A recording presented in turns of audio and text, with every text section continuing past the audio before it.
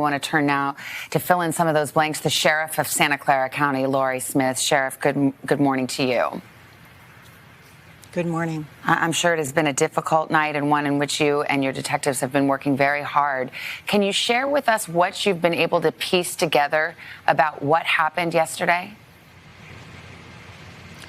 We know that the suspect entered the facility and began shooting, there were deceased in two separate buildings, which we believe he went from building to building.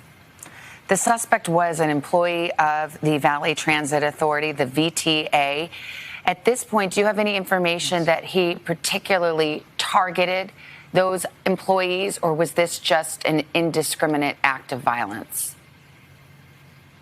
We don't know specifically whether he targeted. I think that will come up in the investigation, but not certain right now.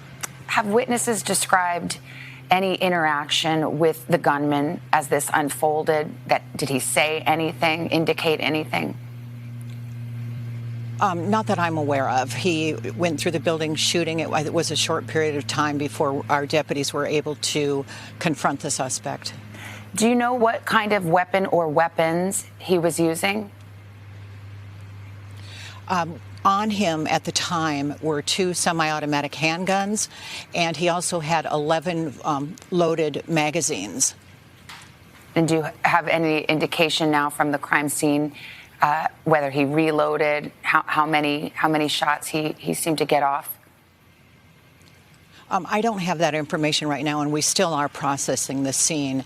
But I know to be able to reload a semi-automatic handgun is very quick. Do you have any information that sheds light on what motivated this?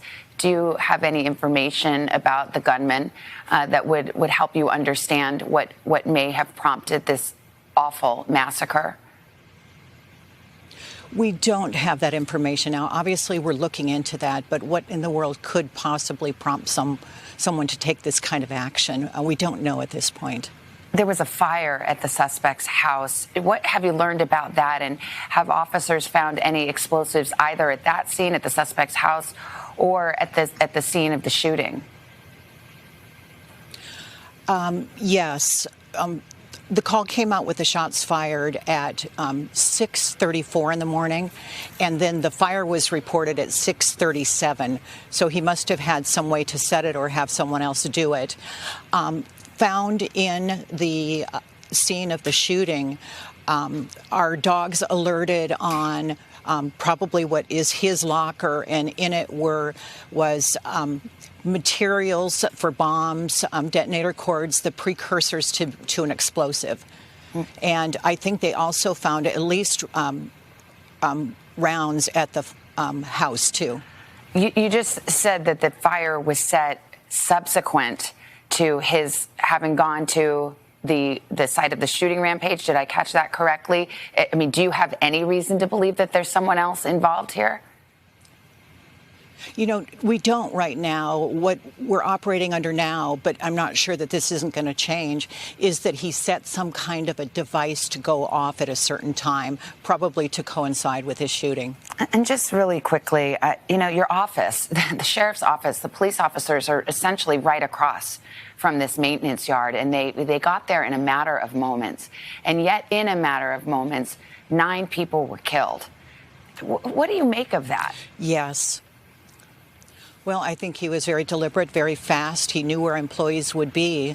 We were there just within a few minutes. But I really credit the officers from San Jose Police Department and the Sheriff's Office deputies who confronted the suspect very quickly. And when they confronted the suspect, he took his own life. Sheriff, thank you very much for your time. We send our best wishes to all of the folks in your community and your officers working so hard right now. Thank you for your time. Thank you.